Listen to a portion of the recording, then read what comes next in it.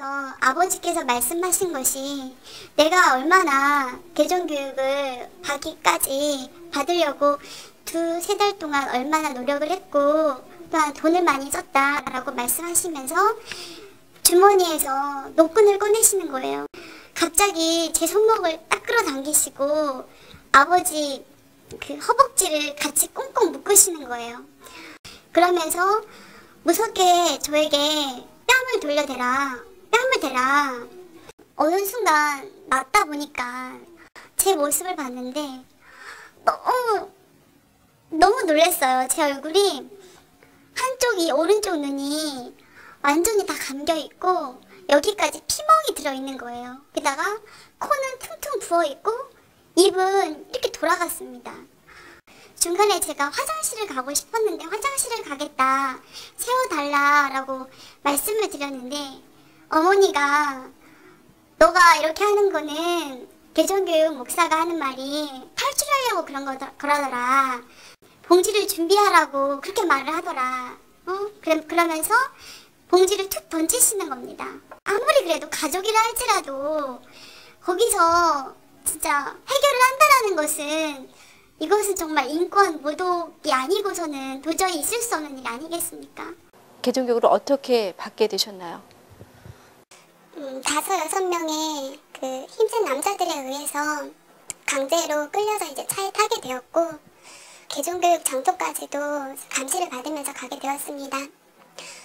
개종교육 장소에 도착을 했을 때도 제가 개종교육을 받지 않겠다고 거부를 하자 제가 도망칠 것을 우려해서 옷이나 핸드폰 또 소지품 등을 빼앗긴 상태였고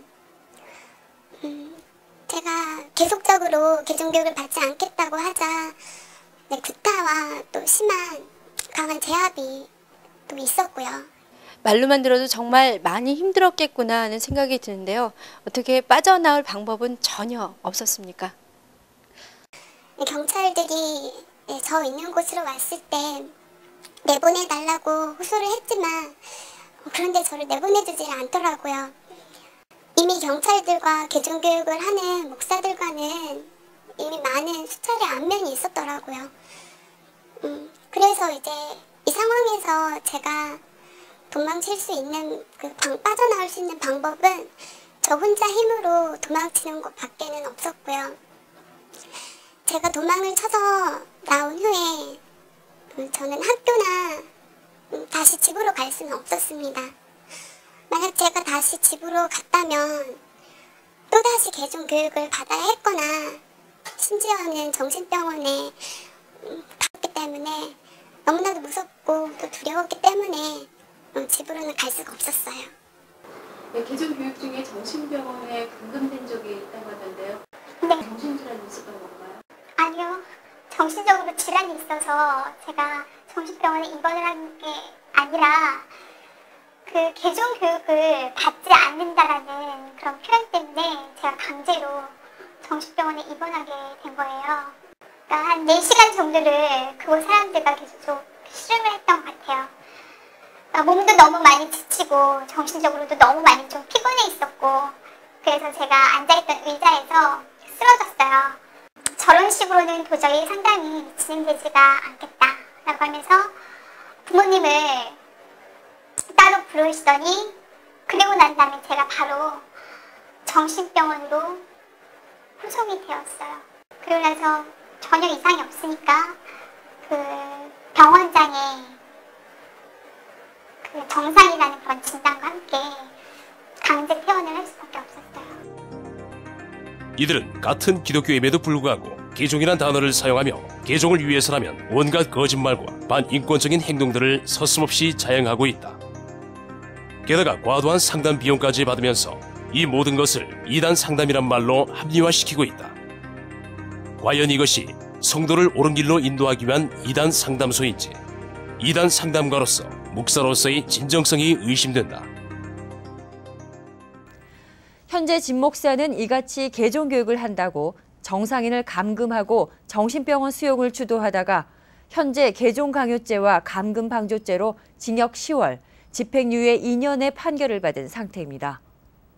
지난해 10월 고 김 씨는 개종교육을 받지 않는다는 이유로 전 남편에 의해 학대를 받다가 심지어 둔기로 수차례 가격을 당해 숨졌습니다. 더욱 놀라운 현실은 일부 개종교육을 옹호하는 교회와 성도들이 아내를 살해한 남편을 위해 모금운동과 구명운동을 전개하며 개종 목자의 파렴치한 행위를 덮으려 했다는 것입니다.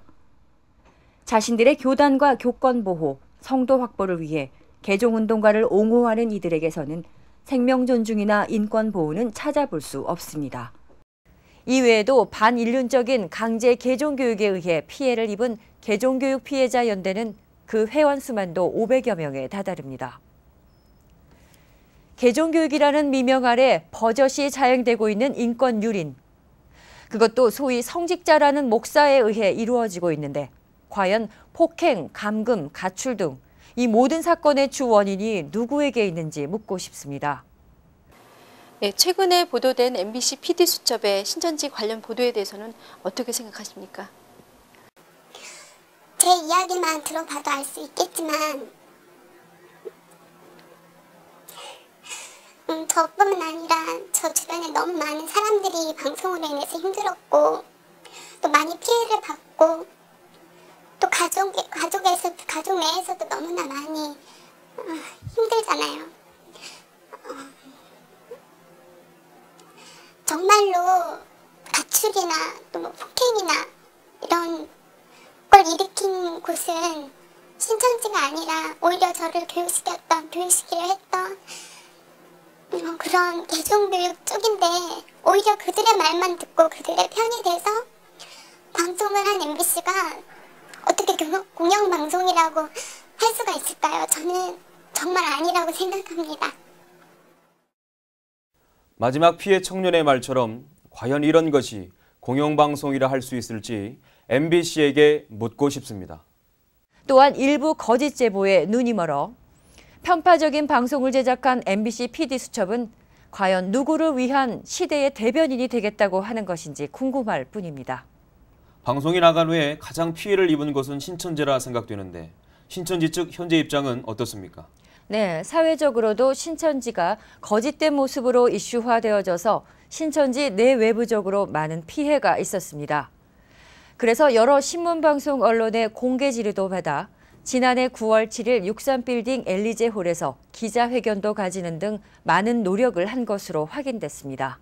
그리고 신천지는 오히려 여러 언론기관 및 검찰의 잦은 수사에도 최대한 협조적인 모습을 보였고 그 결과 검찰에서 무혐의로 종결되었습니다.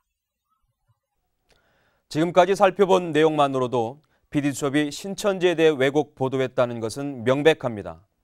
그럼에도 정정 보도하지 않는다면 MBC는 공영방송이 될 수 없으며 이에 정부는 즉각 폐쇄 조치해야 합니다. 지금이라도 MBC와 PD수첩 제작진은 신천지 교회에 사과하고 정정 보도하기 바랍니다. 더 이상 역사와 국민들의 마음속에 거짓말을 남기지 말기 바랍니다. 감사합니다.